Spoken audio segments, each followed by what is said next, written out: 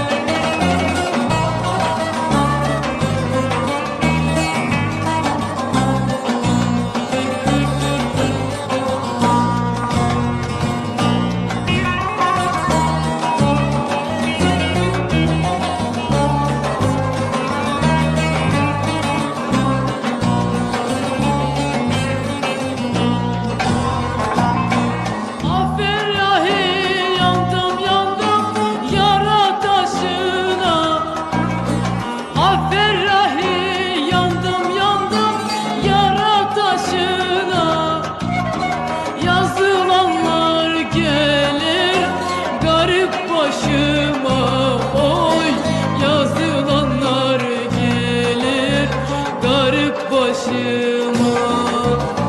Ben öldükten sonra gelme mezar taşıma. Oy uyanır da sana gülemem gayrı.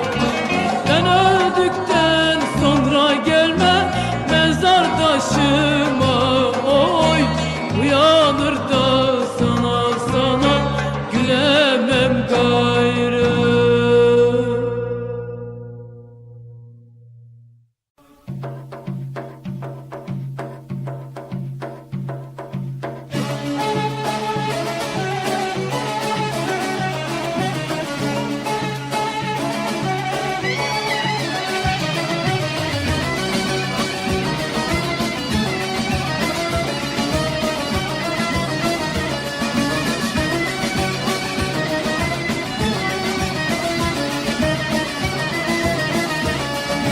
Mendilim yeleğine düşmüşem gurbetine. Mendilim yeleğine düşmüşem gurbetine.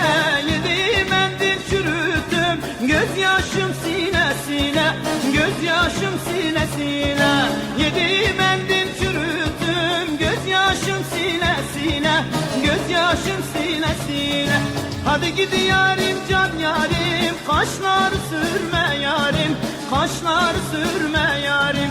Davul zurna önünde halaylar çeker yarim, halaylar çeker yarim.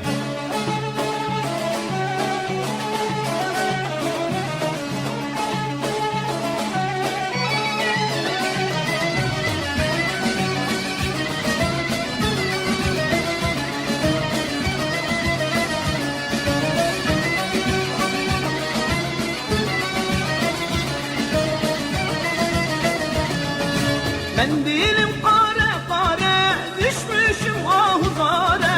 Mendilim kare kare düşmüşüm ahuzare. Bekledin sen gelmedin yüreğim yare yare, yüreğim yare yare. Bekledin sen gelmedin yüreğim yare yare, yüreğim yare yare. Hadi gidi yarim can yarim, kaşlar sürme yarim, kaşlar sürme yarim. Davul zurna önünde halaylar çeker yarim, halaylar çeker yarim.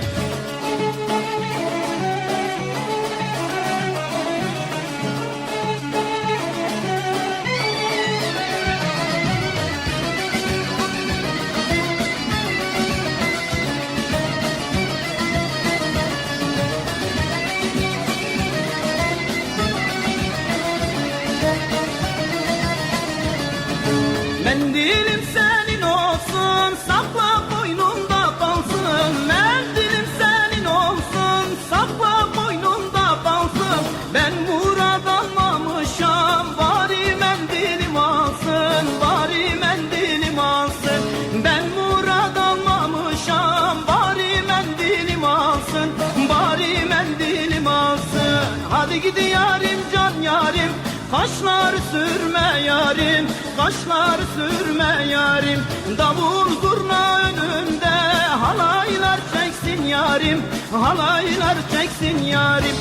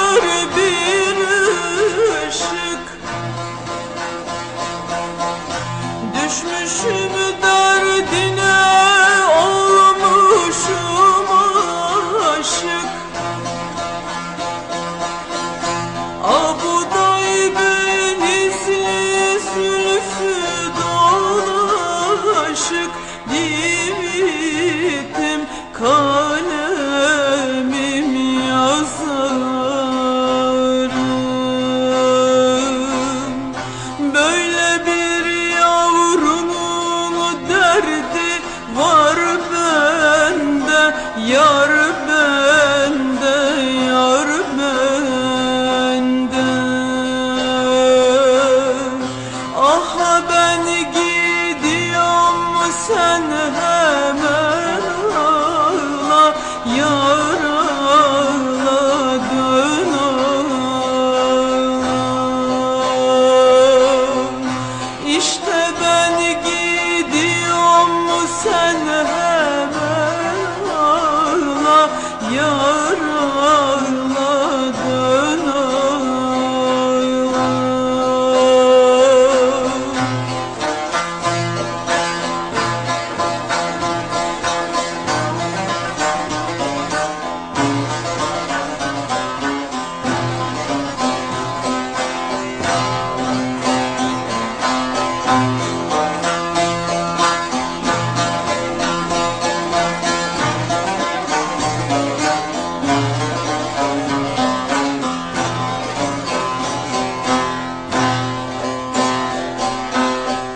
Yüce dağ başından indiremedim, yönünü yönüme döndüremedim. Bir yarın aklını kandıramadım, diktim kalemim yazarım. Böyle bir yavrunun derdi var bende, yar bende, yar bende. Ah ben gidiyorum, sen hemen ağla, yar ağla, dön ağla. İşte ben gidiyorum, sen hemen ağla, yar ağla, dön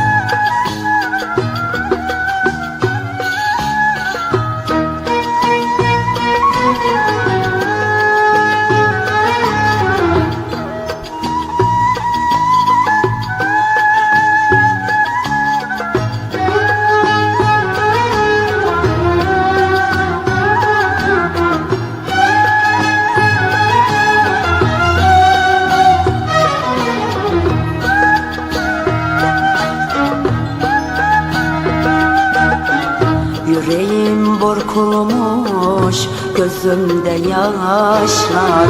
Olsanız yerimde gönlünüz sızlar. Bilseniz içimde ne acılar var. Benim bu halimi yaşayan bilir. Bilseniz içimde ne acılar var. Benim bu halimi çekenler bilir. Acıyı, çileyi çekenler bilir.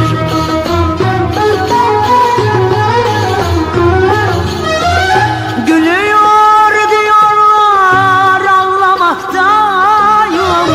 Işıkta diyorlar, karanlıktayım. Mutlusun diyorlar, kahrolmaktayım. Benim bu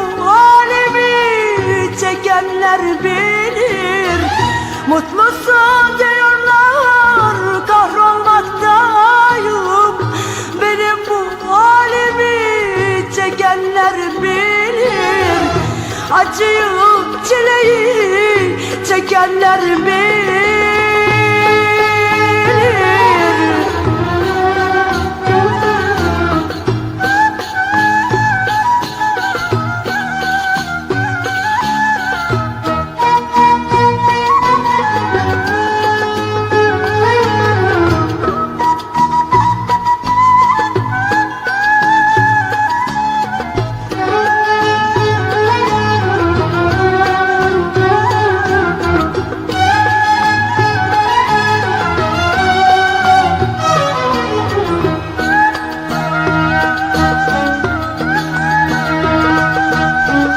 Ne acılar çektim, neler gördüm ben. Ömrümce süründüm, yaşamadım ben. Mutluluk görmedim, gülemedim ben. Benim bu halimi yaşayan bilir. Mutluluk görmedim, gülemedim ben. Benim bu halimi yaşayan bilir. Acıyı, çileyi çekenler bilir.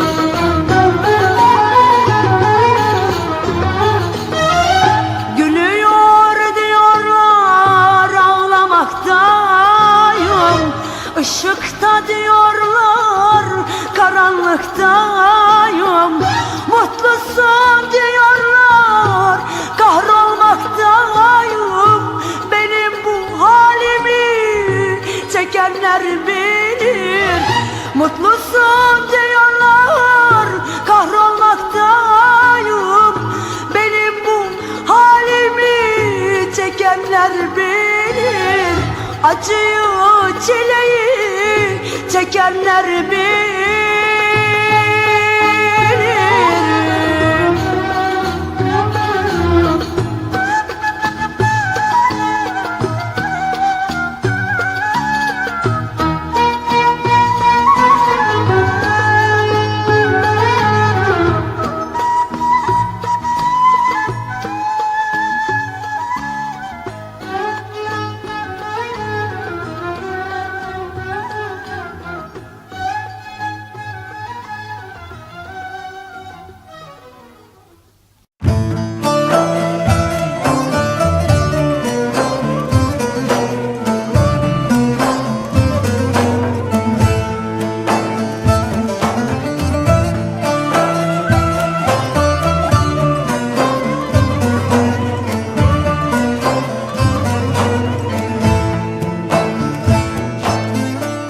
Ne feryat edersin divane bülbül, ne feryat edersin divane bülbül.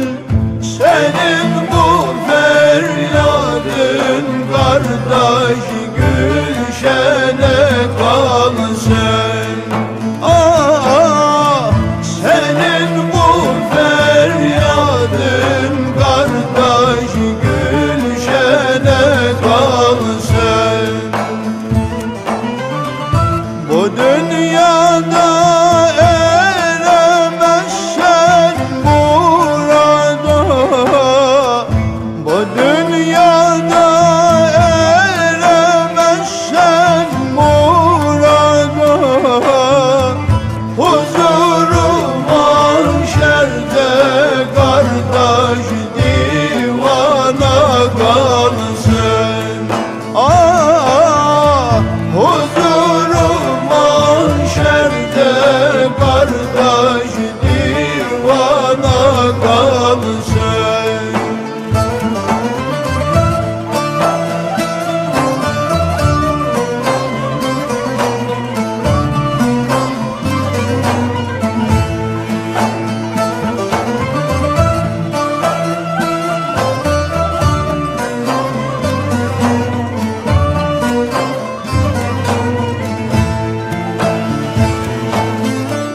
Nesin medhedeyim bir kaşık arı, nesin medhedeyim bir kaşık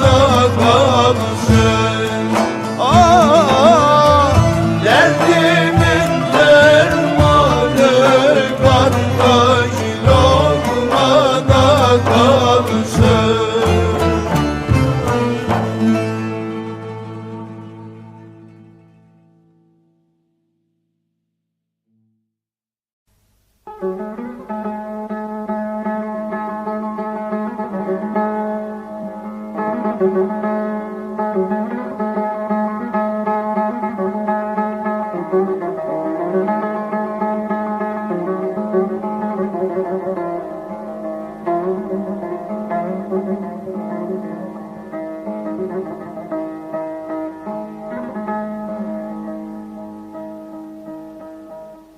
dinleyenlerim, kasetimizin bu tarafını bizim köyde geçmiş bir olayla anlatacağım. Köyümüzde bir Şaban emmi vardı, bunun da yetişkin bir kızı vardı, Eşe isminde. Bir gün köyün fakir, gariban delikanlısı Bekir'den Eşe'ye düğürcü gittiler. Tabii varıp bizim Şaban emminin evine düğürcüler oturur, biraz oturduktan sonra hoş 5, 3-15 derken Allah'ın emri peygamberin kavlini açarlar. Şaban emmi de tabii düğürcüler geldi başlık parası alacağım diye öyle bir sevinir, öyle bir şişer ki az kalsın içeri sığmaz olur adamcağız. Çünkü o devirlerde o zamanlar başlık parası alıp yemek modaydı. Şaban emmi der ki hoş geldiniz, safa geldiniz ama bir de kıza soralım bakalım. Eğer kızın gönlü var ise verdim gitti der. Düğürcünün birisi usulca kalkar, Eşe hatunun oturduğu içeri odaya geçer. Der ki kızım sana Bekir'den düğürcü geldik. Ne diyorsun, gönlün var mı yok mu? Kızcağız da biraz havalıydı. Neredeyse burnu düşse eğilip almayacak bir durumdaydı. Öyle yüksek uçan bir kızdı. Demiş ki Eşe hatun kala kala ben köyün baldırı cıplak Bekir'ine mi kaldım demiş. Tabii bu cevabı alan düğürcüler hiç arkasına bakmadan kalkarlar, Allah'a ısmarladık derler. Bizim Bekir zavallı gariban da evde iyi bir haber bekliyor o sırada. Kız evinden kalkan düğürcüler doğru Bekir'in yanına gelirler. Bekirciğim kusura bakma senin iş olmuyor, Eşe seni beğenmedi diyorlar. Tabii bu haber köyün etrafına duyuluyor. Köyün gençleri benim başıma toplandılar. Dediler ki Aşık abi gözüne kurban olayım. Eşe Bekir'i beğenmezse öbür kızlar da bizi beğenmez. Sen buna bir şeyler söyle de öbür kızlar ibret alsın bari. Çok yüksekten uçmasınlar dediler. Ben de dedim ki gençler biraz sabredin bakalım. Dinleyelim. Tabii birkaç yıl geçti aradan. Biz sazı ele aldık. Bakalım Eşe hatunun başından neler geçmiş özetleyelim.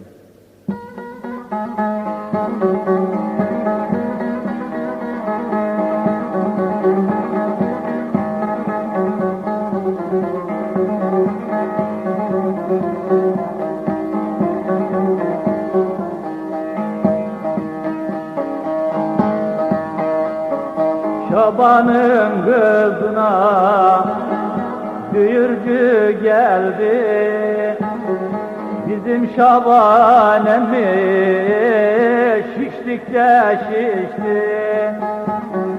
Kıza sorun gönlü var mı dediler.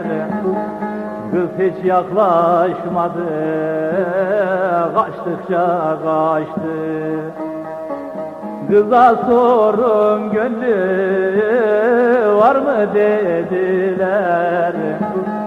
Kız hiç yaklaşmadı, kaçtıkça kaçtı.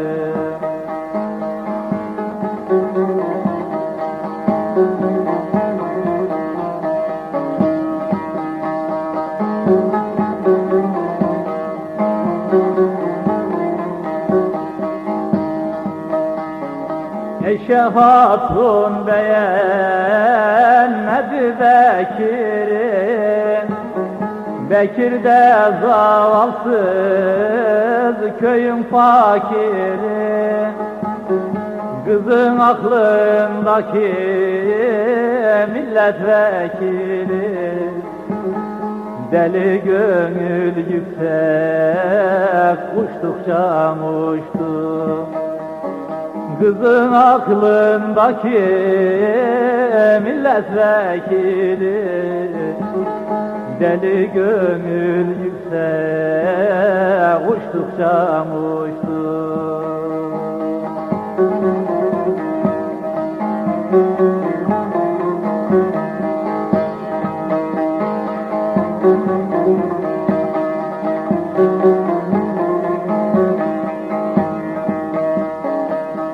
Baharda 17 yaşına girdi, bir fabrikatörü seviyorum derdi. Her hal vehdi koçur ya da gördü, neşe kabuğundan taştıkça taştı. Her hal vehdi koçur ya da gördü, neşe kabuğundan taştıkça taştı. Eşe kabuğundan taşa dursun, köyde bazı dedikodular başladı. Galiba Bekir'in bedduası tuttu, kızın bahtı bağlandı, kız evde kaldı demeye başladılar iki yandan. Gerçekten de eşeğe koca kılığı vuruldu, evde kaldı, üzülmeye başladı, sararıp solmaya başladı. 18'de çileleri dolmalı, ya bir vali ya makam almalı. Arabası apartmanın olmalı, duyanlar bu işe şaştıkça şaştı. Arabası apartmanın olmalı, duyanlar bu işe şaştıkça şaştı.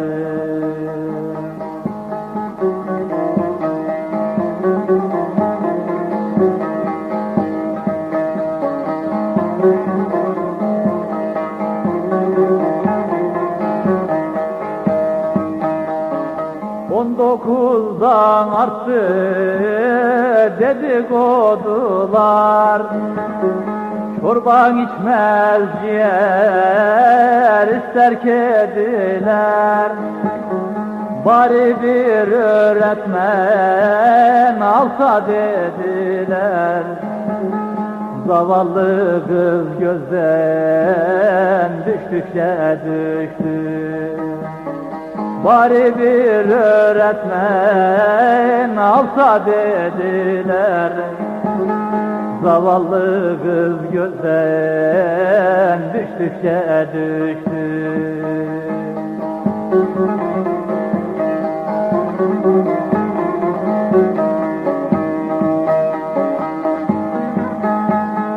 Yirmisinde tutar dalı kalmadı, amir memurundukların olmadı.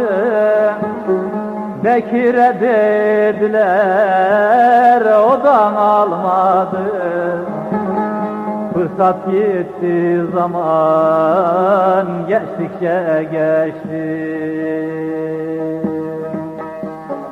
Bekir'e dediler, odan almadı.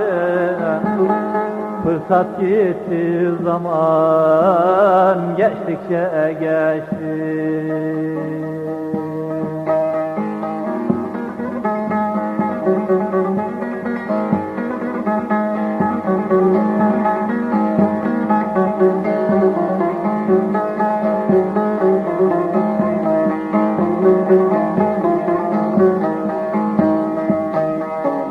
Hacım der ki böyle layık gördüler, saçlarının at kuyruğun ördüler. Evde kaldı bir sarhoşa verdiler, kaderin zehrini yazıp içtikçe içti. Evde kaldı bir sarhoşa verdiler. Kaderin zehrini yazık içtikçe içtik.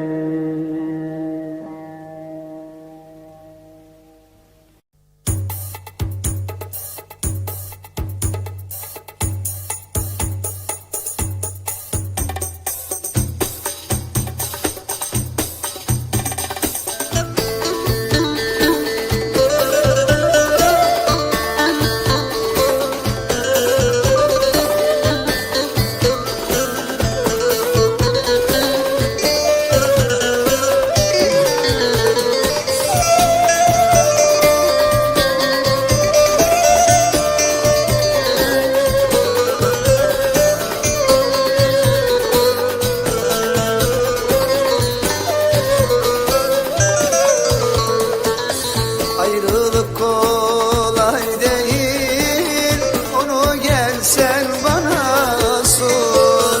Ayrılık kolay değil, onu gel sen bana sor. Günlerim yalnız seni aramakla geçiyor. Günlerim yalnız seni aramakla geçiyor. Kader ayırdı bizi, elimizden ne gelir? Sabrın sonu selamettir, başa gelen çekilir. Kader ayırdı bizi, elimizden ne gelir? Sabrın sonu selamettir, başa gelen çekilir.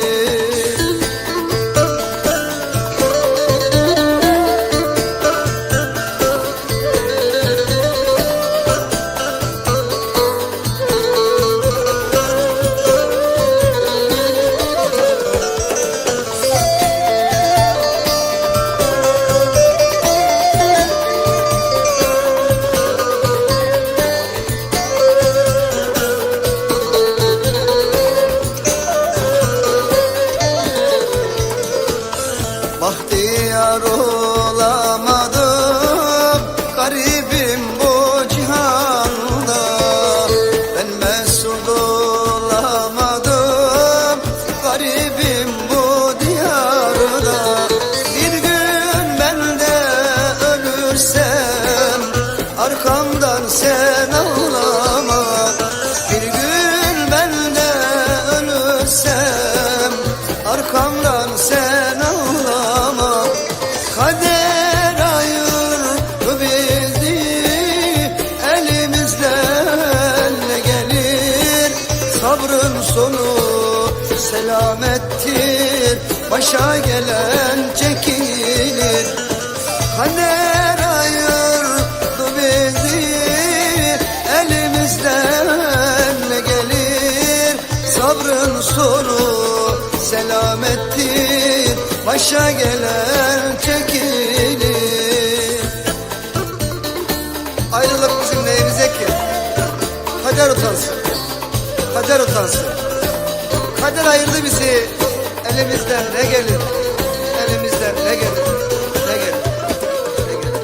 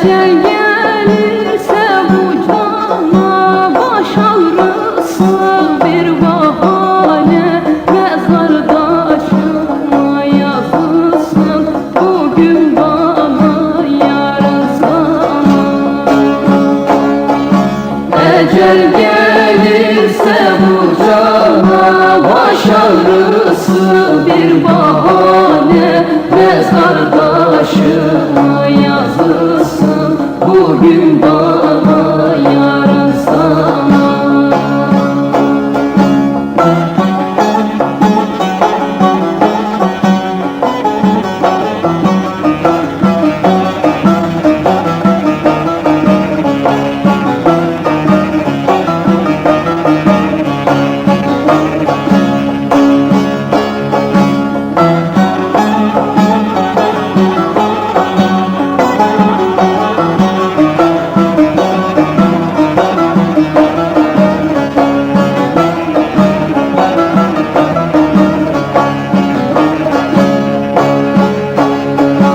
Gözüm görmez ağlamaktan, suyum kesildi damaktan.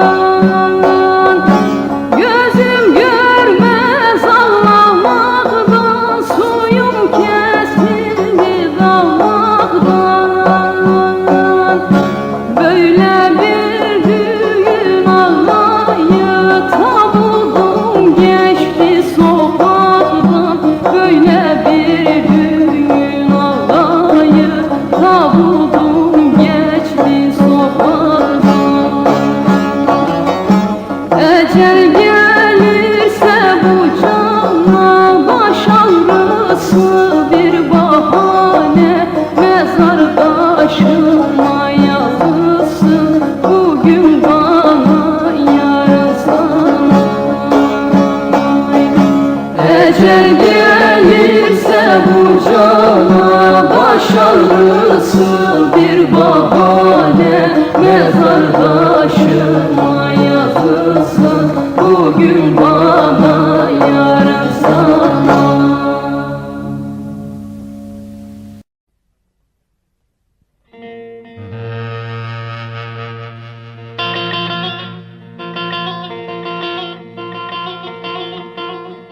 ...20. asırda insanlık aleminin hor görmesine rağmen cahillikle beraber hırs ve kinin verdiği psikolojik bunalımlardan doğan sonuç, yurdumuzun birçok yerlerinde kan davası adıyla birçok kişi ve aileleri yok edip gitmektedir. İşte Hüseyin Ağa ailesi ile Cemal Ağa aileleri de arada hiçbir sebep yokken yıllardan beri böyle bir kan davasını acımasızca sürdürmektedirler. Bunların kan davaları böyle sürüp giderken bir gün köy halkı kuraklık nedeniyle gelenekleri ve görenekleri icabı ziyaret olarak inandıkları bir yere yağmur duasına çıkarlar. Dilekleri kabul olur ki gökten sicim gibi yağmur yağmaya başlar. Yağmur öylesine devam eder ki dere tepe sel sularıyla dolar taşar.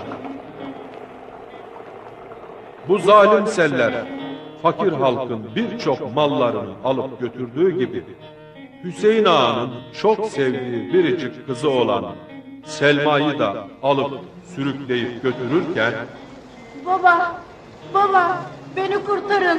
Babacığım ne olur kurtarın beni. diye çığlık atar. Bu sesi duyan ve kızının sel sularına kapılıp gittiğini gören Hüseyin Ağa, Selma, yavrum, gitme yavrum, gitme seni kurtaracağım. Gitme ne olur gayret et. Boğulma, ölme canım kızım. Komşular, yetişin, kurtarın yavrumu. Selma'mı kurtarın. diye çaresiz çırpınıp feryat eder. Ve sel sularının içinde kızına doğru koşmaya çalışır. Selma çoktan gözden uzaklaşmıştır. Köy halkı Hüseyin Ağa'yı suların içinden güçlükle geri çekerler. İnsafsız seller Selma'yı taşlara çala çala alıp götürmüştür bile uzaklara. Aynı gün Hüseyin Ağa'nın rakibi olan Cemal Ağa'nın oğlu Elvan da traktörleri ile çiftten gelmektedir. Köyün yakınına geldiğinde coşkun sel sularının içinde dalıp dalıp çıkan bir karartı görür. Hemen traktörü durdurur, kendisini ölüm pahasına atar suların içine. Büyük bir güçlükle suyun içindeki kişiyi kurtarır. Kenara çıkarır, elinden gelen ilk yardımı yaparken kendine gelen kişinin bir kız olduğunu hem de rakipleri Hüseyin Ağa'nın kızı olduğunu görür. O anda Selma konuşur. Çok sağ ol Elvan. Beni kurtardın. Ne olursun beni babama götür. Yalvarırım, beni babama götür. Diye yalvaran Selma'ya Olur Selma. Sen merak etme. Atla traktöre. Hemen gidelim. ikisi de traktöre binerler, varırlar Hüseyin Ağa'nın kapısına. Elvan bağırır. Hüseyin dayı! Hüseyin dayı! Bak bak kimi kurtardım, kimi getirdim. Bak gör yanında kim var. Siz babamla cehaleti sürdürerek düşman olursunuz ama biz Selma ile aynı görüşte değiliz. Alın Selma sizin olsun. Haydi hoşça kalınız. Bu sesi duyan ve kızının kurtulduğunu gören Hüseyin Ağa çok duygulanır. Ve kızıyla Elvan'a garip bir sevinç ve şaşkınlık dolu tavırla baka kalır. İsterseniz burada sözü ozanımız Ali Doğan'a bırakalım ve bize diyeceği güzel beyitlerinden sonra hikayemize kaldığımız yerden devam edelim.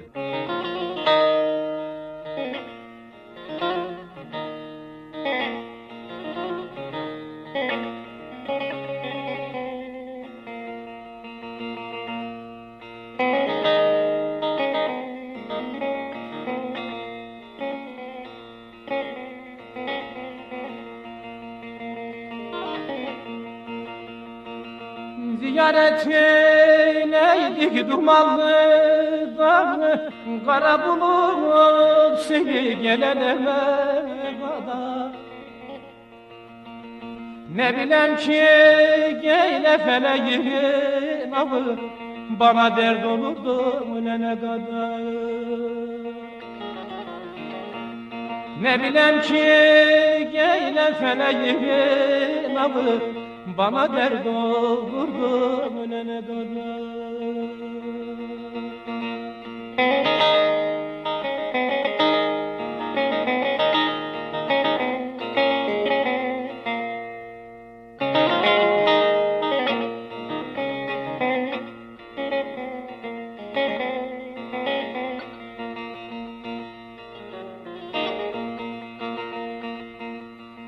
Ziyaretten sonra yağmur yağmıştı, köyün mallarını seller almıştı. Kızım Selma o gün kayıp olmuştu, Elvan o Selma'yı bulana kadar. Kızım Selma o gün kayıp olmuştu, Elvan Selva'mızı bulana kadar.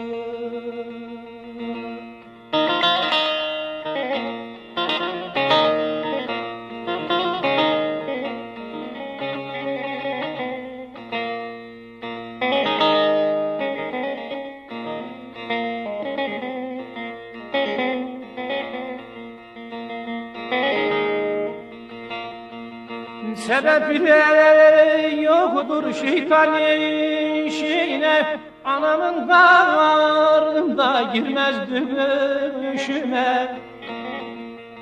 Silahlar patlardı döner hışıma, kavga durulmazdı ölene kadar. Silahlar patlardı döner hışıma, kavga durulmazdı ölene kadar.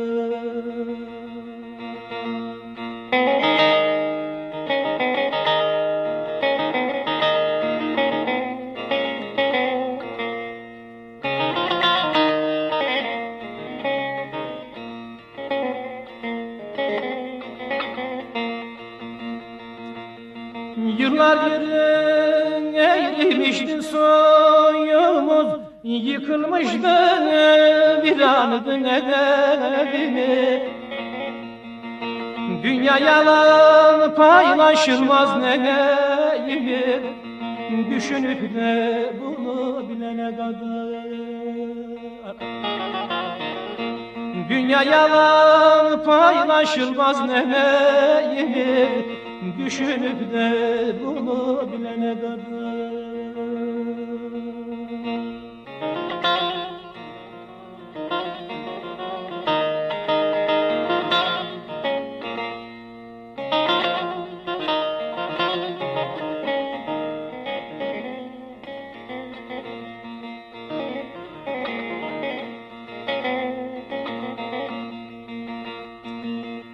Misilleme yapar kurşun atardık, dostu düşman sanar sükses atardık. Hapse girer 30 sene yatardık, geri cehaleti silene kadar. Hapse girer 30 sene yatardık, geri cehaleti silene kadar.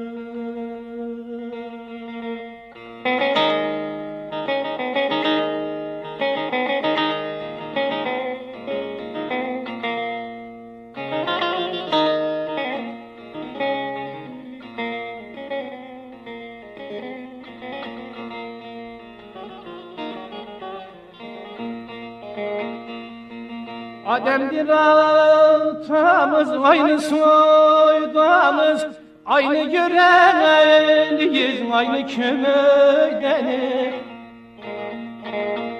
Ölenlere rahmet, bizler sağdanız, kötü duyguları silene kadar. Ölenlere rahmet, bizler sağdanız, kötü duyguları silene kadar.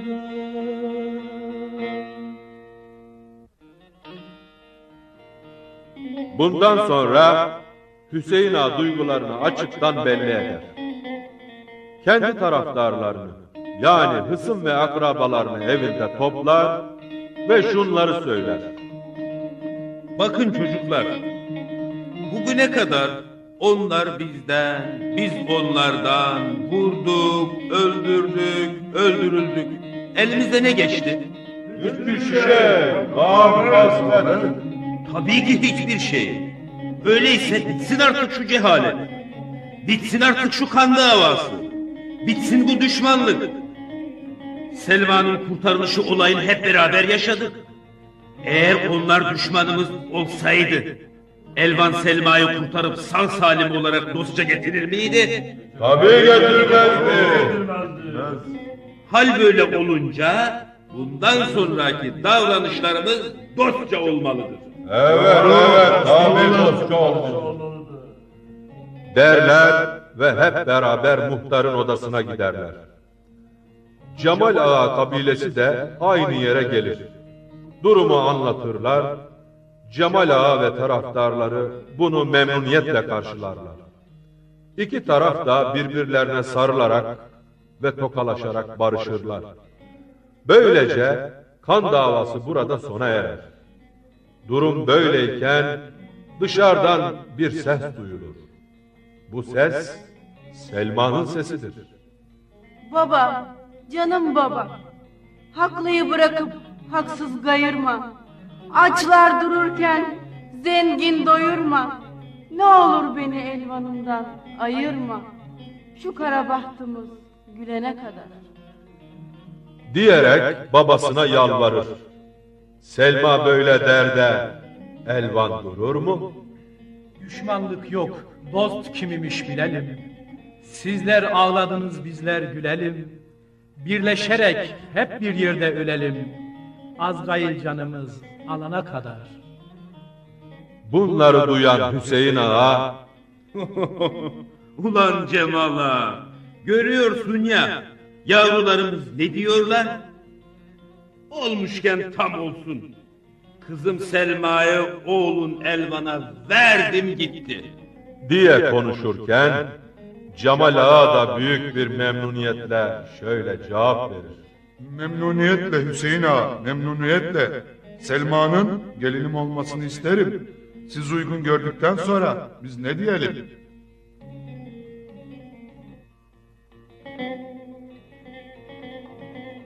Der ve bundan sonra güzel bir düğünle Selma'yı Elvan'a verirler. Dileriz ki sürmekte olan bütün kan davaları böyle neticelensin, gitsin kin ve nefret duyguları, gelsin barış dünyası ve dinleyelim Ali Doğan'ımızı.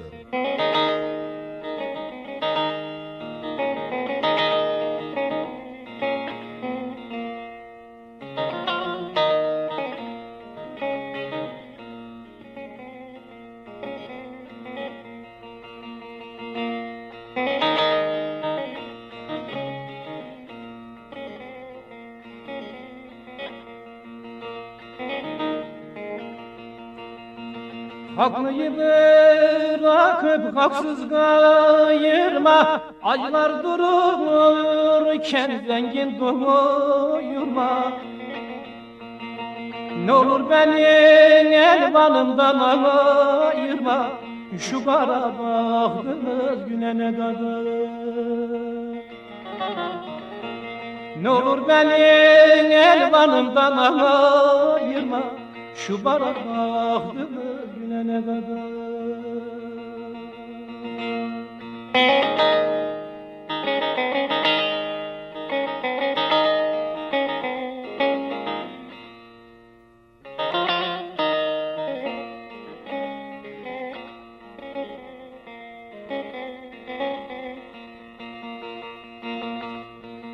Düşmanlık yok, dostluk kimmiş bilelim.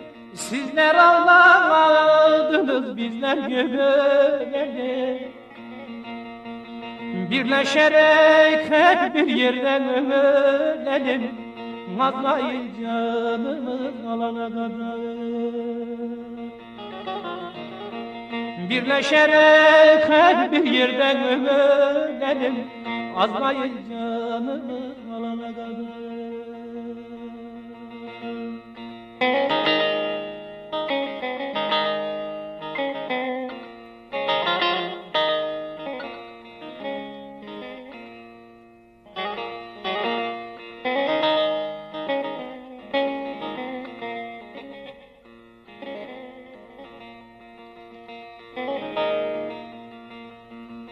Bizim olayımız örnek olmalı, herkes kim garazı kötü bilmeli. Böyle şeyi kafalardan silmeli, insan kıymetini bilene kadar. Böyle şeyi kafalardan silmeli, İnsan kıymetini bilene kadar.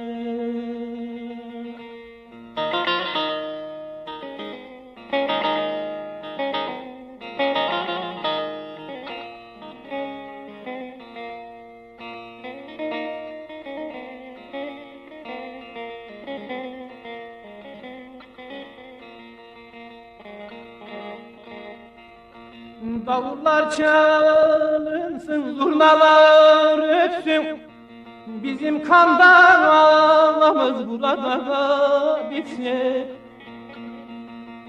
Elvan ile Selma burada yetsin, dünyada kıyamet olana kadar.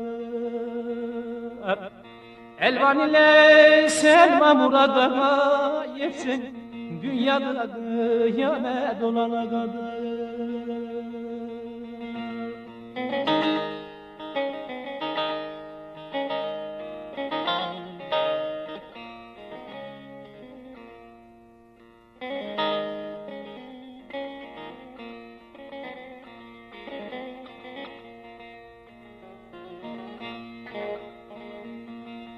Ali Doğan der ki ne güzel bayram, bu olayı duyan olmalı hayran. Kötülüğü bırak dönmedin devran. Dünya böyle gitsin sönene kadar. Kötülüğü bırak dönmedin devran. Dünya böyle gitsin sönene kadar.